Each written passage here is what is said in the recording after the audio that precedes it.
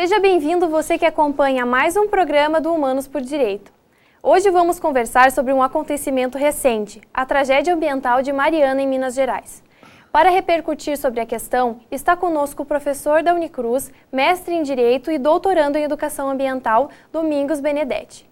Obrigado por aceitar participar do nosso programa sobre esse assunto que eu acredito que o senhor entenda bastante, sobre a questão ambiental.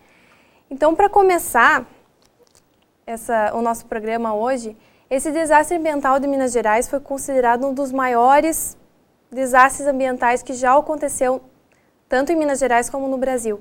Como que o senhor vê essa questão do desastre ambiental de Mariana? Em primeiro lugar, eu agradeço essa oportunidade que a instituição está proporcionando para vir conversar, trocar algumas ideias, né? Discutir um pouco a respeito da importância da preservação ambiental, da importância da empresa cumprir com as suas chamadas responsabilidades socioambientais, da importância do poder público nas suas diversas instituições, né, fazer sua parte com relação às políticas de meio ambiente e também a sociedade, né, ficar muito atenta e acompanhar toda essa questão ambiental. Não só o caso de Mariana, que repercute bastante nesse momento, né? Mas com relação ao caso de Mariana, há de se destacar então que a empresa Samarco, ela é proprietária dos donos da Vale Mineradora e dos donos da BHP Billiton.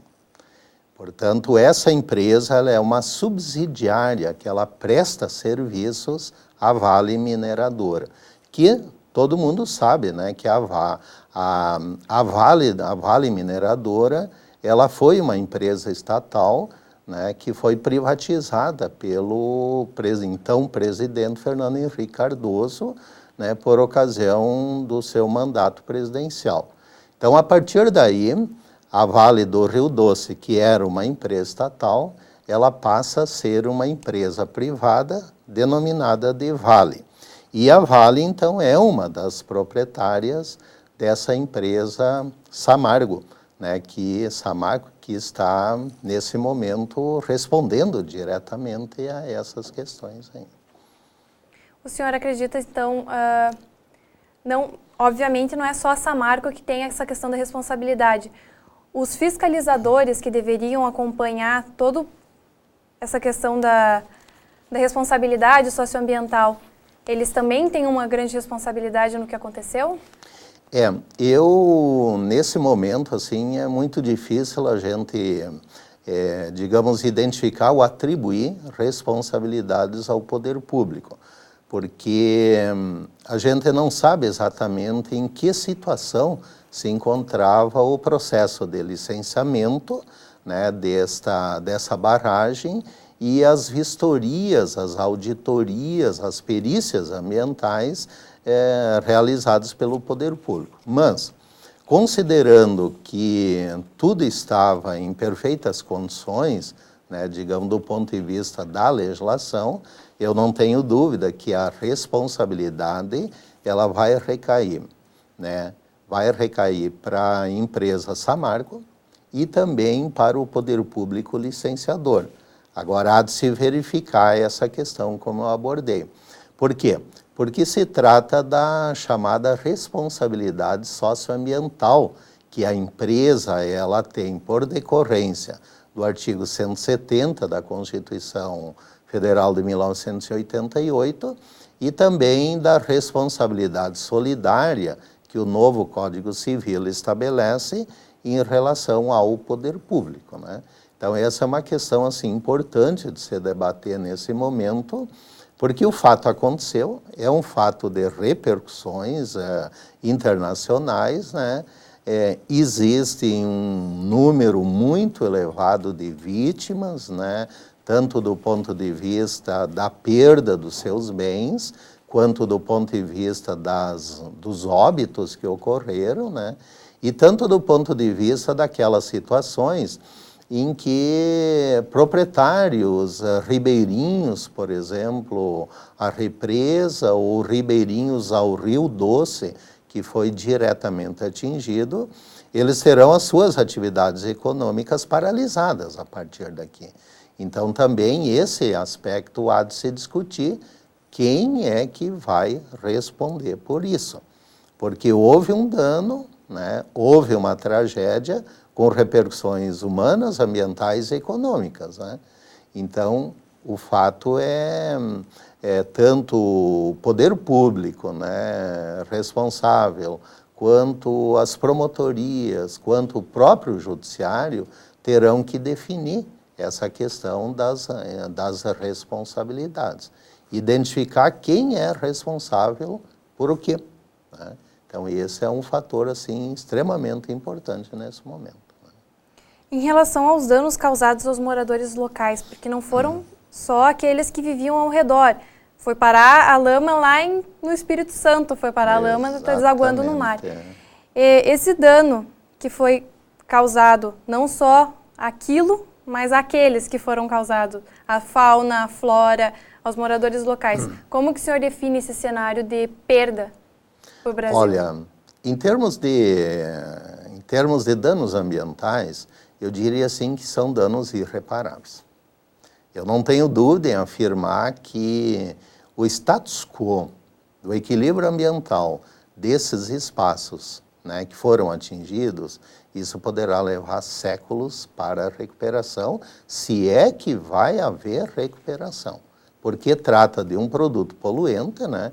Quer dizer, são resíduos sólidos oriundos da mineração, então isso, nesta composição, existem metais pesados, e esses metais pesados, eles vão permanecer na água, vão permanecer no solo, no lençol freático, né?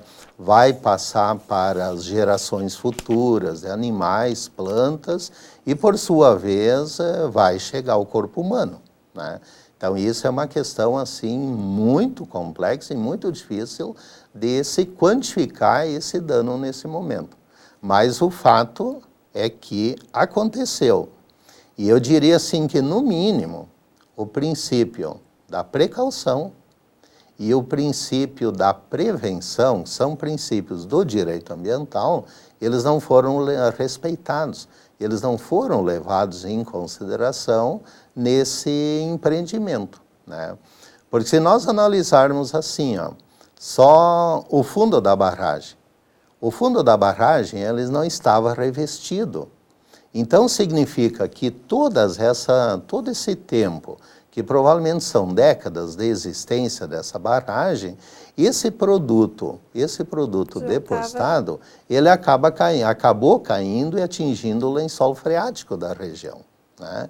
Então, veja bem, a própria BNT, ela vai estabelecer que um tanque que vai armazenar esse tipo de produto, ele precisa ser construído de acordo com as próprias normas da BNT e de acordo com as normas técnicas, né, relativo a esse tipo de empreendimento. E isso aí não aconteceu, né? Então, como é que uma empresa que mantém um depósito nessa circunstância, ela é sabedora do dano ambiental que está acontecendo, mesmo antes do rompimento? E como é que os responsáveis pelas auditorias ambientais públicas não constataram, por exemplo, um empreendimento que não preenchia os critérios da legislação? Então, isso é uma questão assim incrível, né?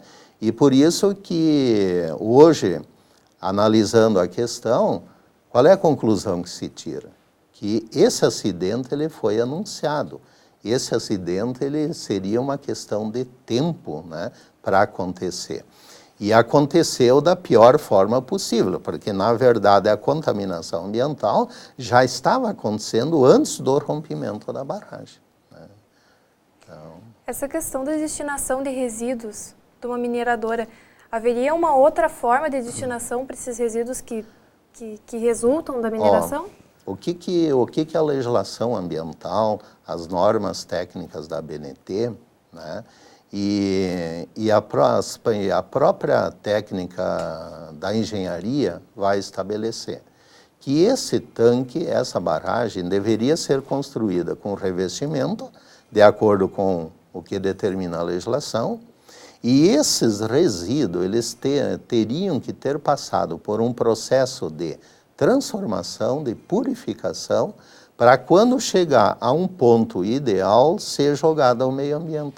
Só que isso, na verdade, nunca aconteceu. Nunca aconteceu. Simplesmente eles foram sendo depositados. Mas então, veja bem, o tanque de contenção, ele apenas é um ambiente de armazenagem dos resíduos poluentes.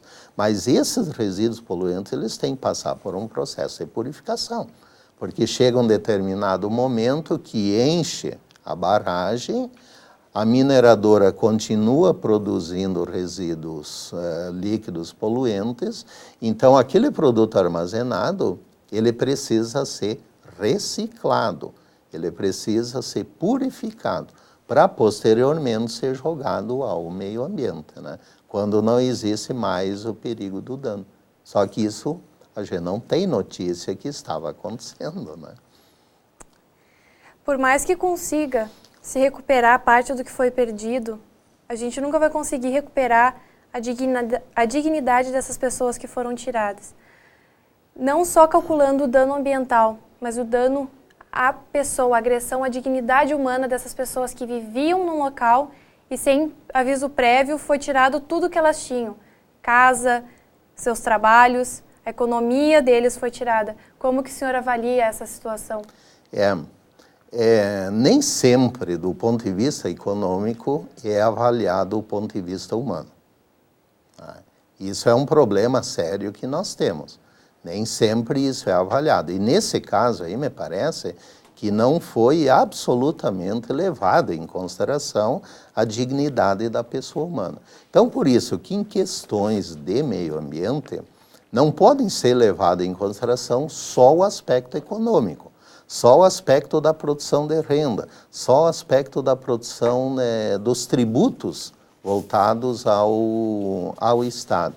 Mas também deve ser levado em conta, né, como tu bem falaste, né, o princípio da dignidade da pessoa humana, que esse é um princípio do direito ambiental. E aonde que está, digamos, positivado esse princípio? Ele está positivado no artigo 3º da Constituição, né, que a República Federativa do Brasil, ela deve levar em consideração a dignidade da pessoa humana, e também está positivado no artigo 225 da Constituição, né, no tocante ao direito que todos possuem de viver num ambiente ecologicamente equilibrado. Porque esse ambiente ecologicamente equilibrado, ele vai se constituir no fator de qualidade de vida, e sendo um fator de qualidade de vida, ele vai ser um fator de dignidade humana. Mas me parece que nesse caso, em momento nenhum, a empresa se preocupou na dignidade da pessoa humana. Veja, citar só um caso para ilustrar isso aí, né? Uma empresa desse porte não possuía nenhum sistema de alarme contra possíveis desastres, não só no tocante ao rompimento da barragem, mas qualquer outro tipo de desastre. Quer dizer, no mínimo, ela deveria ter um sistema de alarme, né, que anunciasse à região toda a possibilidade ou a iminência da ocorrência de um desastre. O que aconteceu? Quando as pessoas se deram por conta, estava acontecendo aquele mar de lama descendo, né, pelo vale, né, soterrando povoados, soterrando pessoas, soterrando a história das pessoas, das famílias, do lugar, simplesmente ficando embaixo de um mar de lamas, né? Então, isso é uma questão preocupante, né, que esse caso suscita no Brasil.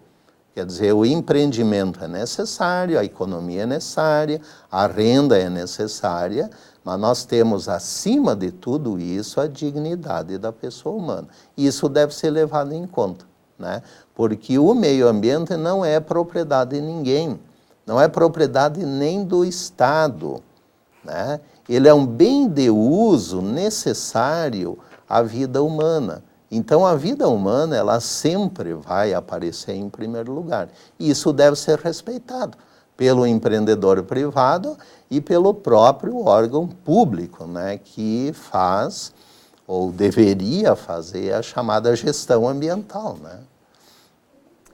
Bom, infelizmente, nosso tempo acabou, está acabando, né? Eu gostaria de agradecer a presença do senhor, ter aceitado o nosso convite para participar desse programa. Tenho certeza que a experiência do senhor, todo o seu conhecimento na questão ambiental foi de grande valor para debater um problema, uma tragédia tão grande como essa, de proporções imensuráveis e de danos incalculáveis, né? Então, eu gostaria de agradecer, fica nosso agradecimento de toda a equipe pela sua presença aqui e espero ter outra oportunidade de conversarmos sobre esse ou outros assuntos que possam surgir. Eu também agradeço a oportunidade, né? E a gente espera, diante desse fato, que foi uma tragédia imensurável e que atinge, por exemplo, diretamente o ser humano, que as responsabilidades sejam atribuídas, que a empresa responsável assuma o seu papel, né? Que o poder público assuma o seu papel, que o Ministério Público defenda os interesses dos menos favorecidos nessa relação, né? E que caso desse tipo não venha a acontecer mais no Brasil. Então, se existem outras situações parecidas, né, nós temos que ficar alerta, porque daqui a pouco novos casos de Mariana poderão acontecer no Brasil, né? Que fique como um aviso, então. Fique como um aviso. Muito obrigada novamente. Bom, hoje o programa fica por aqui. Na próxima semana eu volto com outro tema envolvendo os direitos humanos para a gente conversar. Você é sempre nosso convidado para assistir o programa. Tchau!